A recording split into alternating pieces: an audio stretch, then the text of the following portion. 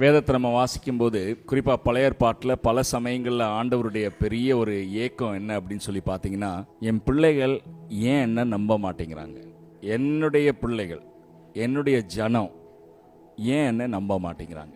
குறிப்பாக எண்ணாம புஸ்தகம் 14வது அதிகாரத்துக்கு வரும்போது அந்த காதேஷ் பர்னியா அப்படிங்கிற இடத்துல வந்து நின்று விசுவாச குறைவு அந்த சமயத்தில் காணப்பட்ட போது மோசேட்ட ஆண்டவர் பேசுவார், இந்த ஜனம் எப்போ என்ன நம்ப போகிறாங்க, எம்மட்டுமாய் இவங்க என்னை அவமதிக்கிறாங்க. ஒருவேளை இன்னைக்கு நம்முடைய வாழ்க்கையை நம்ம யோசித்து பார்த்தா நம்முடைய வாழ்க்கையிலே ஆண்டவர் எவ்வளவோ நன்மைகள் செய்திருக்கிறாரு. எத்தனையோ முறை அவருடைய அந்த உண்மை தன்மையை நம்முடைய வாழ்க்கையில் நம்ம என்ன செய்திருக்கிறோம், அனுபவித்திருக்கிறோம். ஆனால் கூட பல சமயங்களில் அவரை நம்ம தயங்குகிறோம். பைபிளில் நம்ம வாசிக்கும்போது சில சமயங்களில் நம்ம பாவங்கள் அப்படிங்கிற பட்டியலில் நிறைய வச்சுருக்கோம். பொய் சொல்லக்கூடாது, திருடக்கூடாது, கொலை செய்யக்கூடாது இப்படின்லாம் சொல்லி.